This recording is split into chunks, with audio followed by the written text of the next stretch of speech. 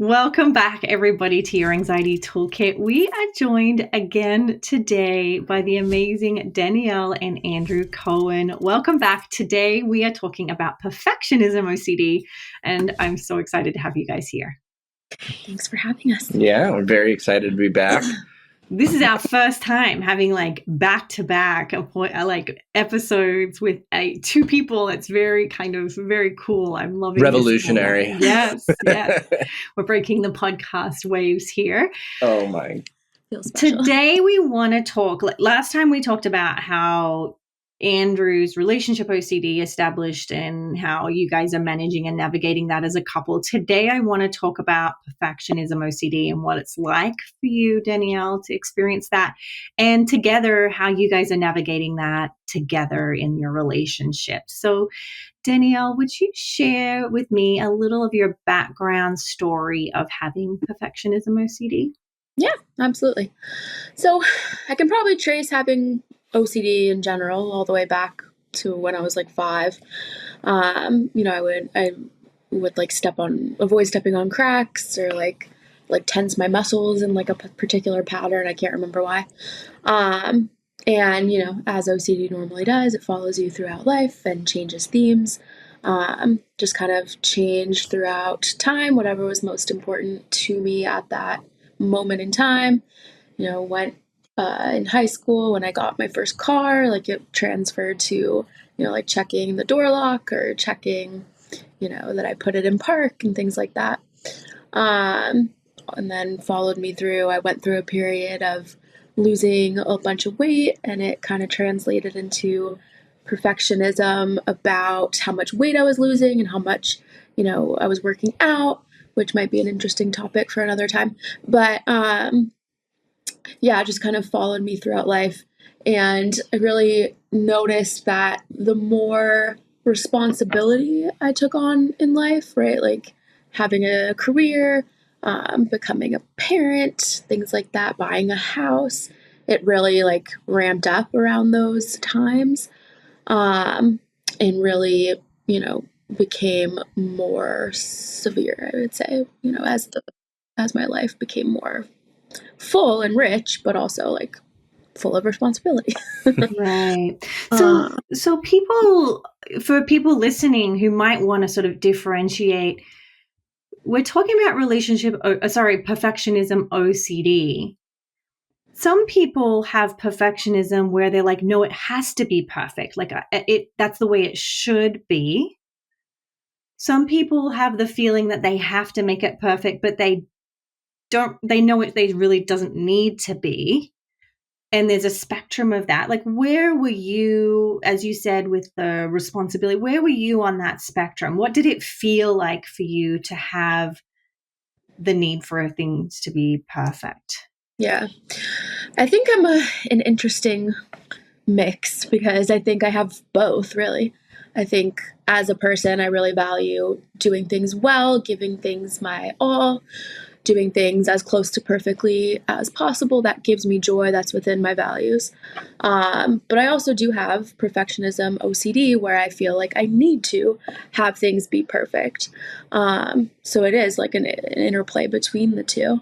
I think where the OCD perfectionism picks up is mainly around what I was saying with big responsibilities, right? Like in work, making sure I'm a therapist too. So making sure my notes are perfect in whatever way that makes sense to my OCD brain at the time. Making sure my son has everything he needs for, preschool or going to his grandparents' house, making sure everything is packed perfectly. And if it's not, I have to really give it a lot of attention until it feels right. So an interplay of both. Yeah. And just to be clear, what is the fear? What is your fear? What will happen if you don't? Yeah. What would happen what does your brain present to you as the outcome if you don't maintain this high level perfectionism? Yeah. I think mainly it comes down to I'll get in trouble or something bad will happen that will be my fault kind of thing. So I don't know, making things up, but like if I, don't do my notes perfectly, right, like something like the BBS will be, on my case or something bad like that. Or, if my son doesn't have what he needs, then, something bad happens. I'm a bad mom, or like it's my fault. Yeah, something like that. Right. Something bad. Yeah, totally. Something. Yeah. Yeah. So Andrew, Yeah. you just for the sake of everyone knowing, in case they haven't listened, like you've told your story about having OCD. Mhm. When you guys first started dating, did you notice this about Danielle, or is this something she had to disclose? Well, so on the last podcast, we talked about how we met in grad school and stuff and had classes together. And from having classes with her, you could just tell she was very much a perfectionist, right? She was very, very, very like, I have to pay attention to everything. I need to get all the information. I need to make sure I'm retaining this. And like, I would just I would poke fun at her, which was probably not the nicest thing, but you're just flirting. It clearly worked out.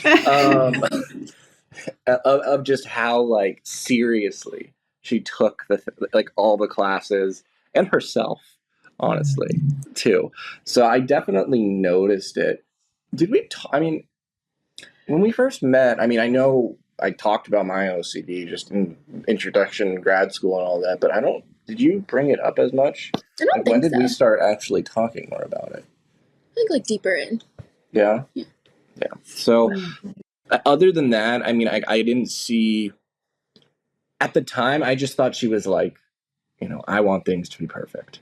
I didn't realize also there was all these other OCD things, that were going on too. Yeah. Right. Was the anxiety piece visible? Could you see it as like, this is just the way she likes things to be, or could you see the anxiety that was fueling these behaviors? Interesting question. Yeah, very interesting question. In the beginning, like when we were first just kind of like flirting and stuff, I thought it was just like, oh, that's her. But then when we started hanging out more, and like, oh, we would hang out pretty much all the time. And like when we were doing our assignments and stuff, like if we had papers or we were studying for an exam or something, that's when I started to see like, oh, this isn't just like I like things. This is like, no, I have to. Yeah. And like the amount of time I would see it would take for her to like write a paper or go over and over again, and then her cute little reassurance seeking attempts and all that kind of stuff.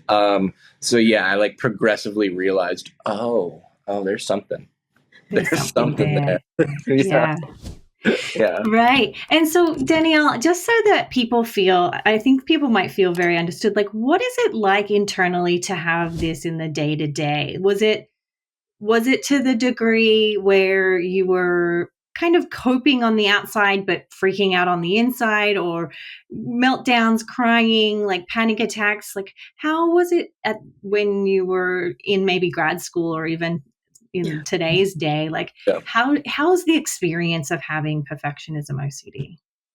I think it's interesting because you value, being perceived as perfect, right? Like that's like my value is to be perceived as perfect and to be as perfect as I can, right? So on the outside, it looks like I've got my stuff together, right? Like it looks like I'm very calm and collected and perfect, but that's not the experience on the inside, right?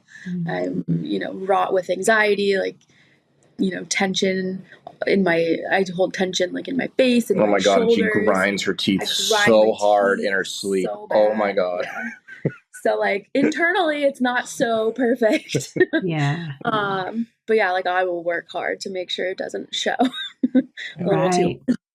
Yeah. So on the outside, I mean, you always appear to be so calm when I've hung out with you, but you're saying that that's not typical for your internal experience, which I think is where our heart breaks a little for people who are struggling. They're like so high functioning, but hurting.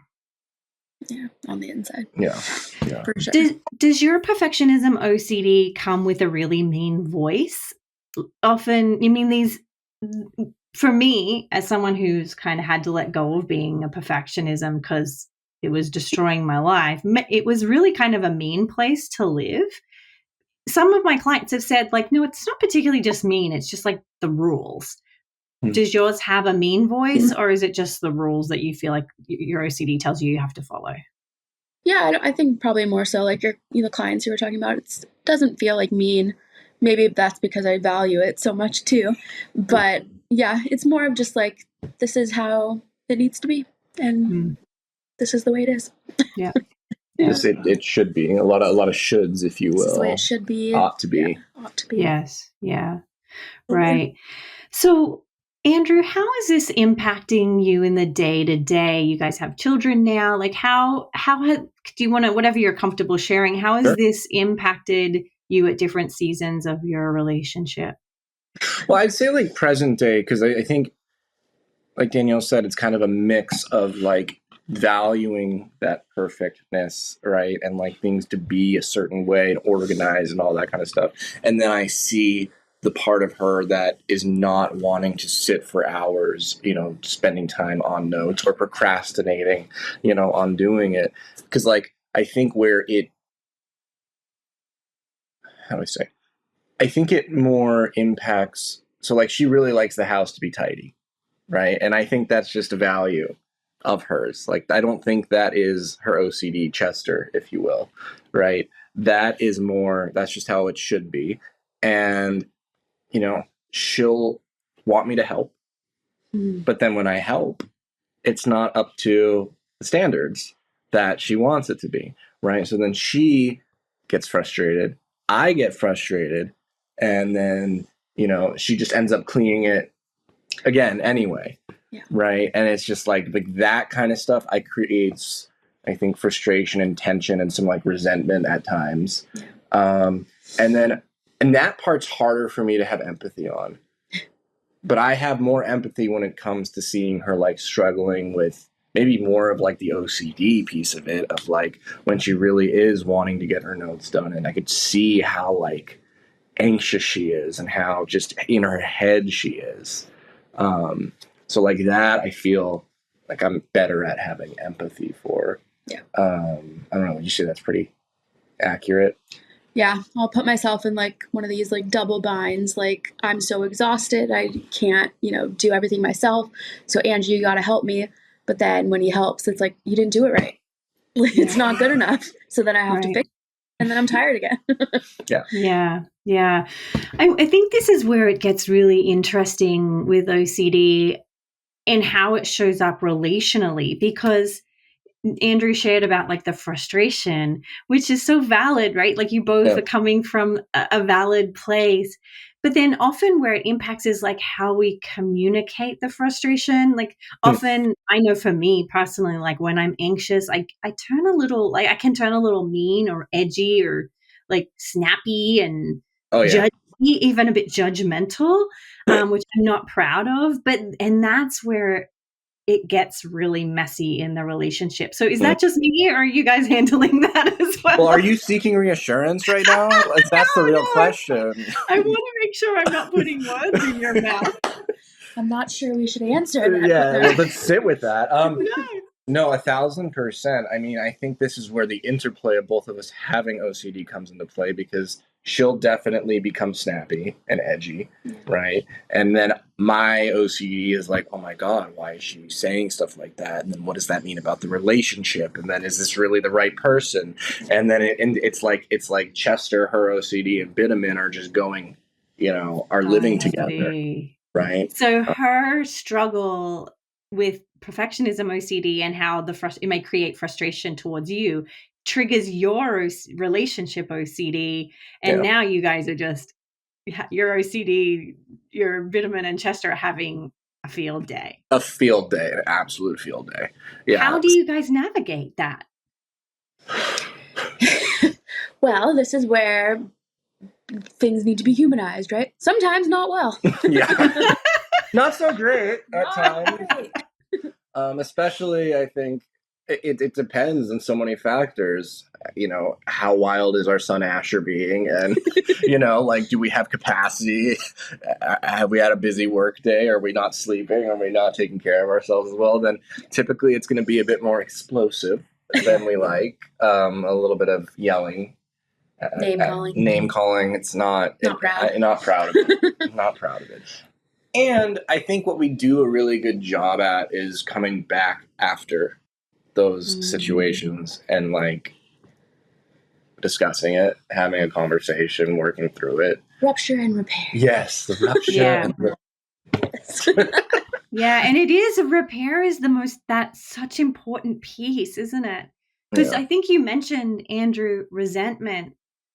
I think particularly around perfectionism, like that's a high expectation for the person with perfectionism OCD, but it's also an added expectation on the person who maybe on Sunday just wants to chill and put their feet up and take a break. So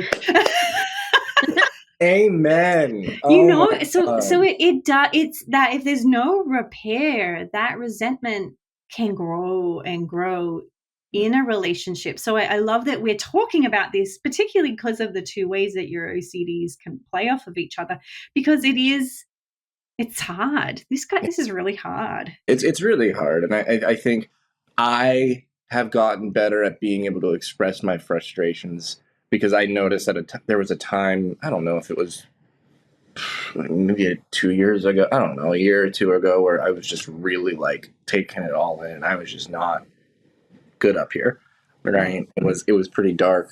And thankfully I started going to my own therapy again, not even OCD specialty therapy, just like a place to talk about the frustrations of parenting, being married, all that kind of stuff. Yeah. And being able to like really communicate that has been exceptionally helpful. Yeah. I would say we're at a better place than we've been prior. Yeah.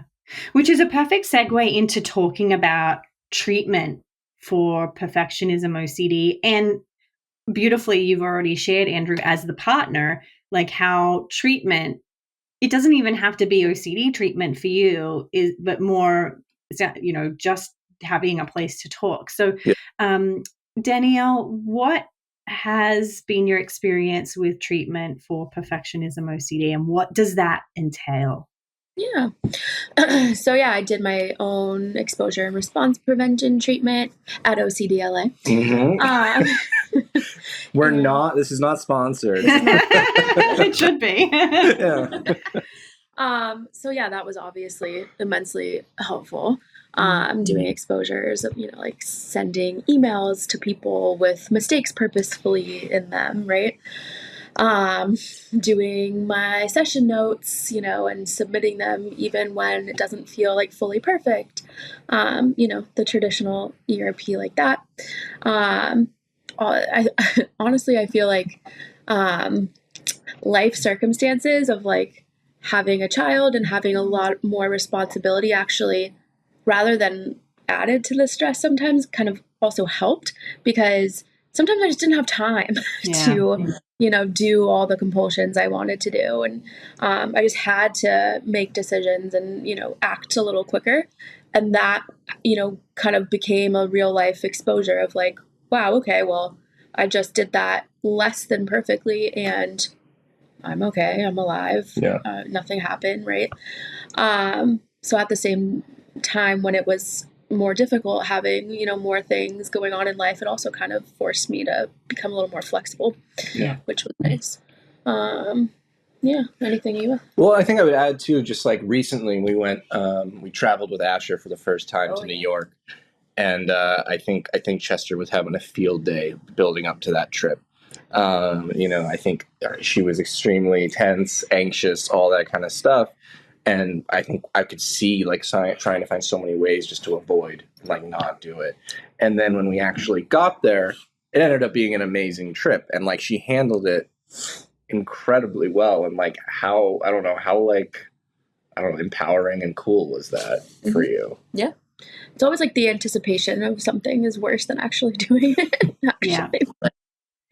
But sometimes you just have to go and do the thing that makes you anxious and see, like, it might be a little hard, but it's worth it. You're going to live, the life you want to live and not be held back by things. Yeah, we got to spend, my brother now lives in Minnesota, so we got to see him and his kids and my sister and her kids and all the cousins were all playing and stuff in Central Park and ice skating and it was really fun.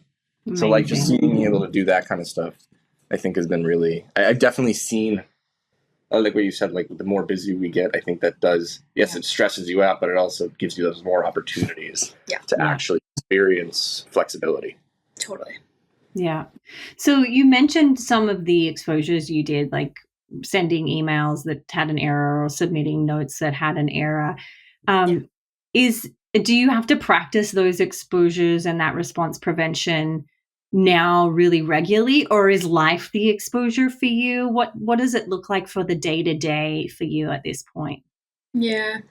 I think most of my work happens like in the moment, right? Like when I have to do my notes, right, from my sessions.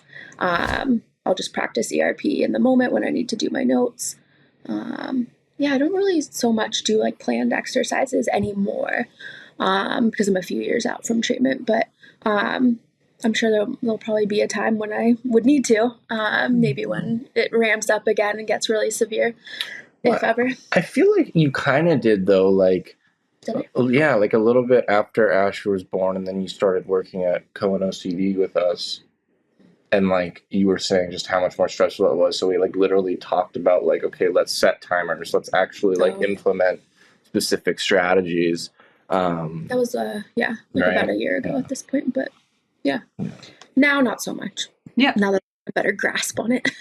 And so, Andrew, you were saying you'd set timers. That was to avoid the procrastination. Is that what you were saying? Or the timers were like, you have to get something done within that amount of time? Yeah, like getting each note submitted in a certain amount of time. Right. And then also, I think we were like, trying to get them done in a timely manner of like 48 hours from session or 24 hours from session. So kind of both tackling it from how long it would take to get the note started and then finishing the note in a prompt timely manner. I have two questions. Number one for Danielle. People with perfectionism OCD often have a really difficult time making decisions. Is that difficult for you, or is that something you've worked through? Yeah. I definitely have worked through things. I definitely take a long time to make important decisions. I'm very good at like making really quick decisions on things that don't really matter as much, like what I'm going to make for dinner, or like, what the grocery list looks like, things that don't have like as much at stake, I guess, in my brain. But definitely the things that have a little bit more stake to them, yes, difficulty making those decisions. I'll analyze the situation over research, things like that. Okay. Well, it's so interesting because like I see that, but at the same time, like things like our relationship or just like buying a house or whatever it might be, she's so just like, no, I know this is what's right. Yeah. Right. And like for me, hearing that, like her being like, how the hell do you do that? Right? Yeah. Because I guess the OCD is very specific to like a few things, right? Like work. It's like really latches onto work the most. It's like things around work, doing notes, getting things done on time. Anything around work. With our relationship, you're like, yeah, no, I want to marry you. I knew this house was like, for let's me. get this going. And then we walked in here. It's funny. I toured this house without her, and I hated it because the way it was decorated was just it doesn't matter. But then like she walked into it, and she just has a very good eye. She's like, no, this is the one. This is it. We're gonna put an offer. Yeah. I was like, okay. And she was absolutely right because she turned it into a very, very nice home. I guess it illustrates like how sometimes OCD makes no sense, right? Yeah. Yeah. Buying a house and getting married are pretty big decisions. Yeah.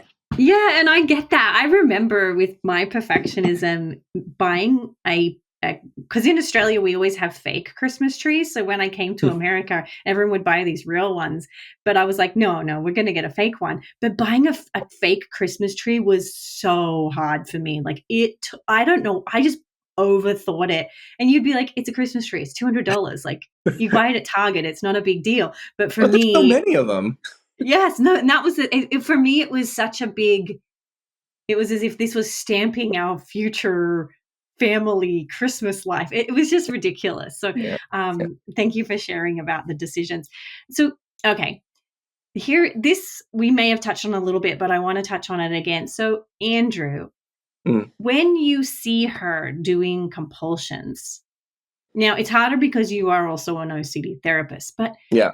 do you let her go and let her work it out? Do you call out the OCD? And Danielle, you can jump in with Andrew because he has OCD as well. Like, I know a lot of my clients will say like, oh, it's so annoying when your mom comes and is like, this is your OCD and you have to stop doing the compulsion. You know what I mean? Like, but it's also helpful that somebody is lovingly saying, let's help. Yeah. How are you guys navigating catching people in their compulsions?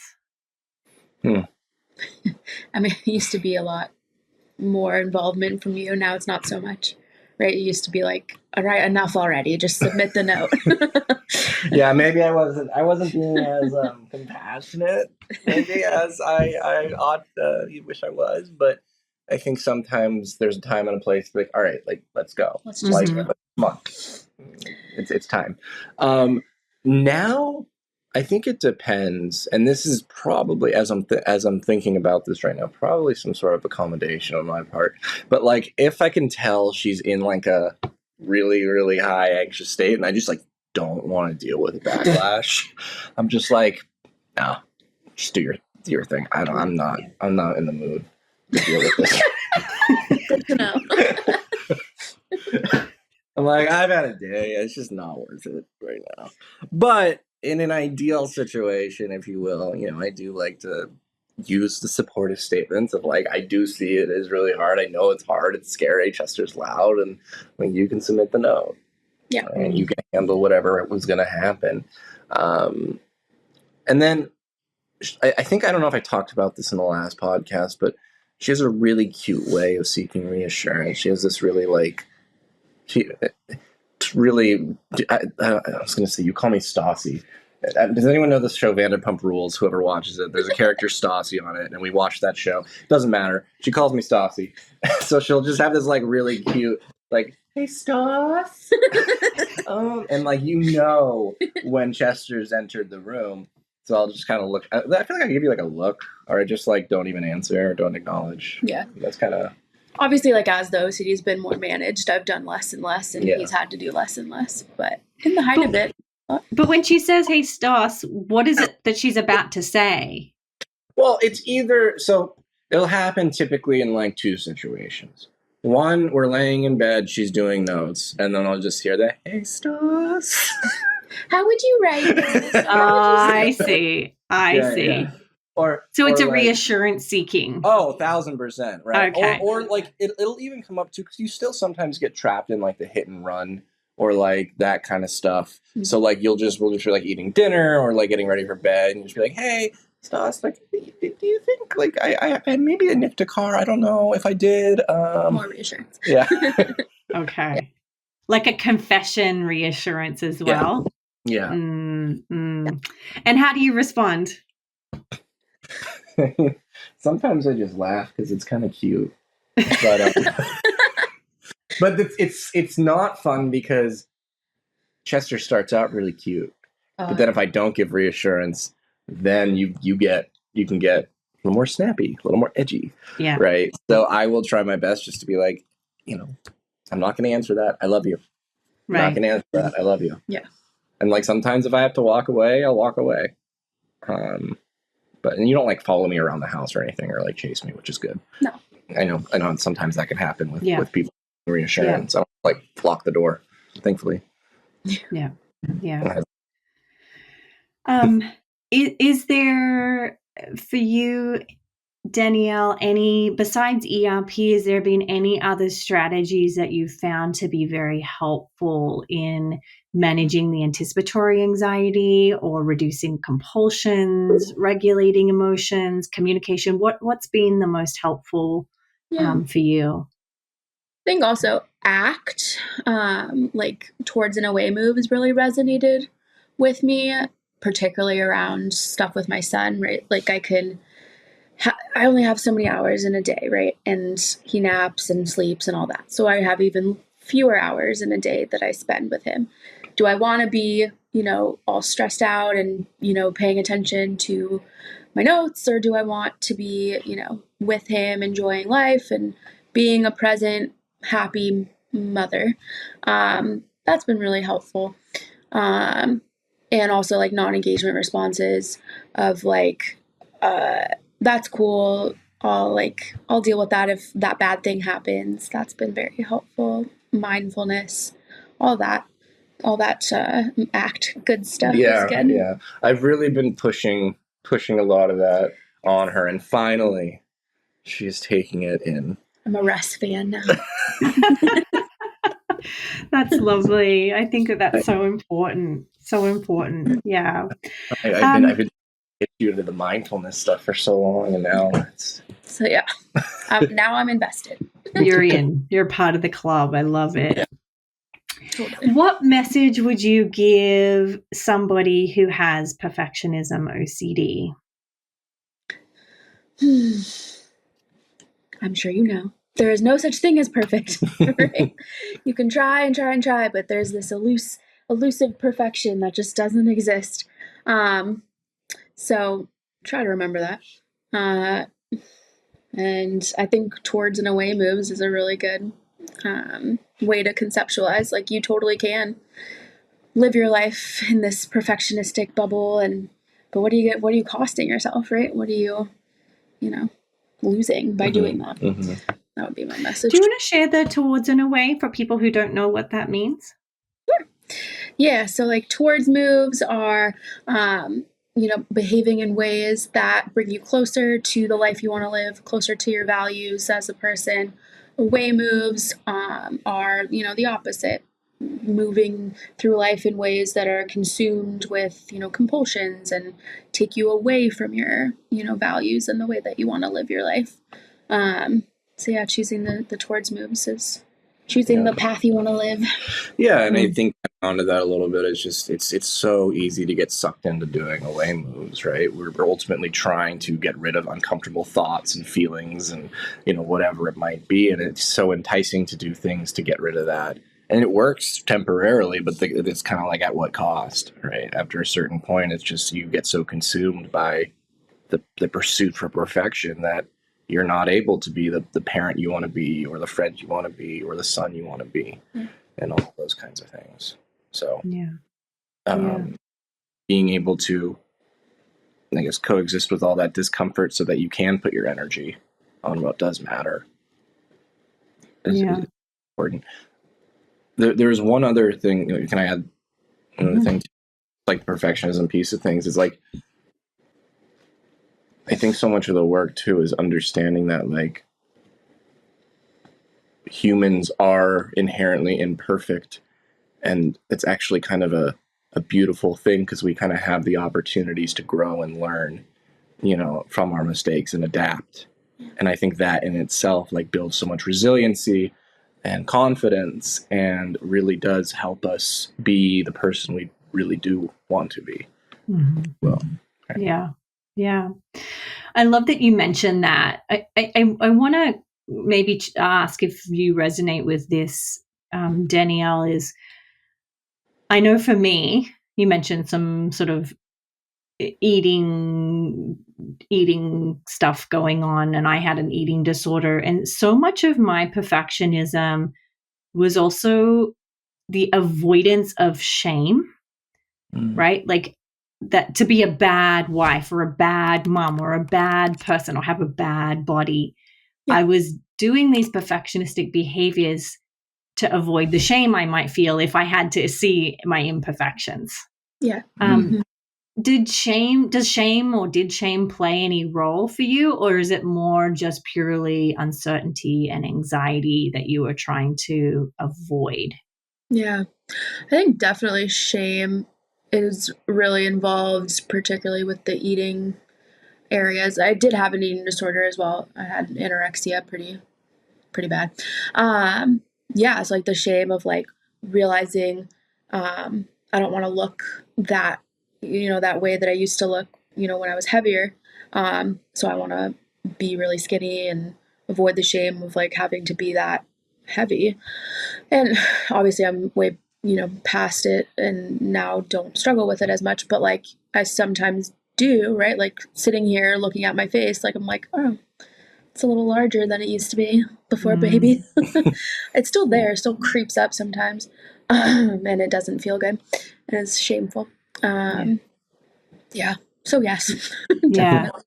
Yeah, it was a big piece of the work for me was, and not so much like I didn't do exposures to shame so much, but just being able to identify like, that's me, like, like just doing everything I can to avoid these like very like shameful statements, like you're a bad mom or a bad wife or a bad girlfriend or a bad body, and sort of looking through the lens of that and being able to identify that, like Andrew said, like it's a scary place to live when you're being labeled in those ways. Mm-hmm. Yeah, totally.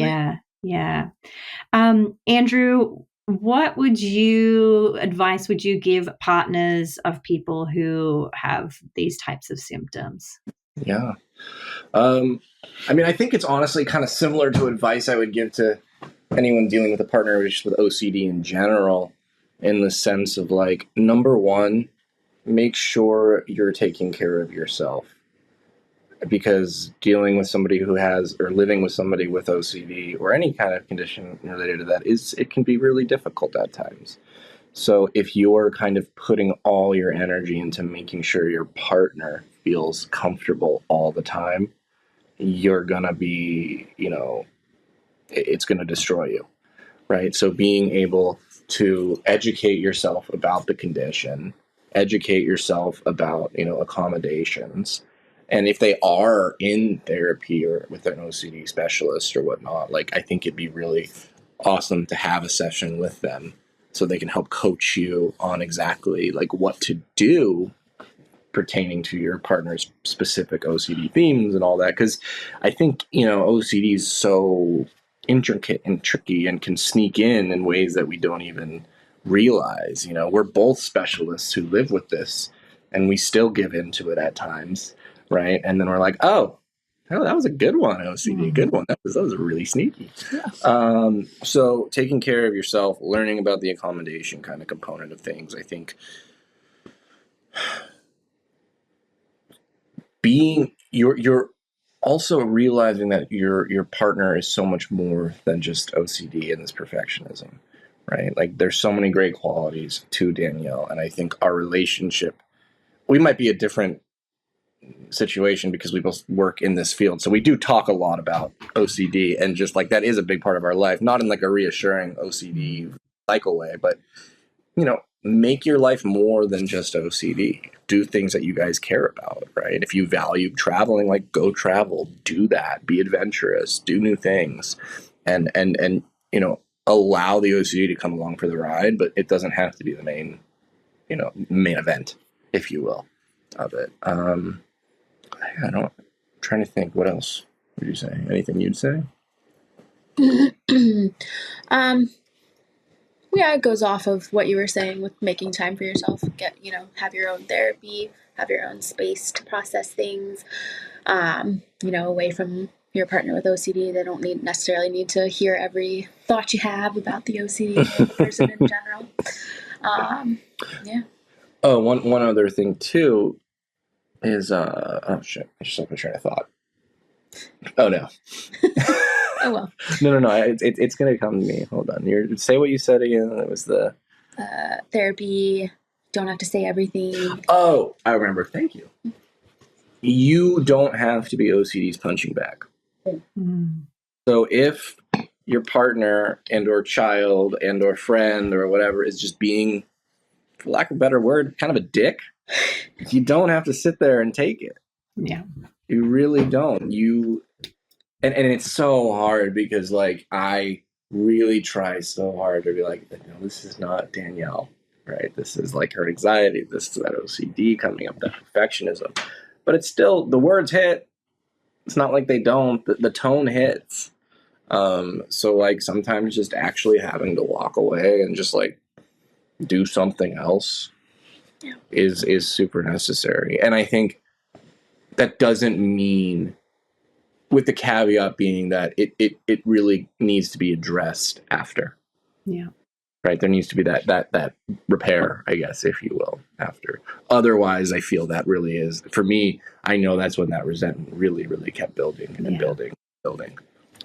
And that was not a fun place up here. Yep. And I think that's true for all subtypes of OCD and how it plays out in relationships. So I love that you guys bring that up. This has been so fun. We've talked about perfectionism OCD, managing it in the relationship, the treatment, sort of the difference between perfectionism and perfectionism OCD. I've loved having you guys on. Thank you. This is it's like a little story that we're telling.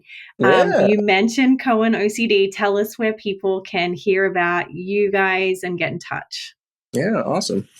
CohenOCDtherapy.com. What else? You can email us, Danielle at Cohen OCD Therapy, Andrew at Cohen OCD Therapy. Yeah. And we have an Instagram that I'm hoping to get a little bit more involved with. We just filmed some cool little content education videos and some video bios of the clinicians. So hopefully that'll all be coming out. Also, we're really passionate about like training, different treatment centers and stuff, as well as offering consultations. But yeah, the practice is myself, Danielle, and then we have 2 associate therapists. So we're able to offer some sliding scale. And we are in Westlake Village, California in person and virtual throughout California. Amazing. So, not too far from your practice. I know, we're just down the street, which is awesome. Well, sort of down the highway, really, just a little ways. In the realm of how large Earth is, it's pretty close. It's true. We're basically neighbors. Yeah, basically. Thank you both for being here. It's been such a pleasure to have you both talking about 2 really important topics. So thank you. Absolutely. Thank you guys. I hope you guys got a lot out of this.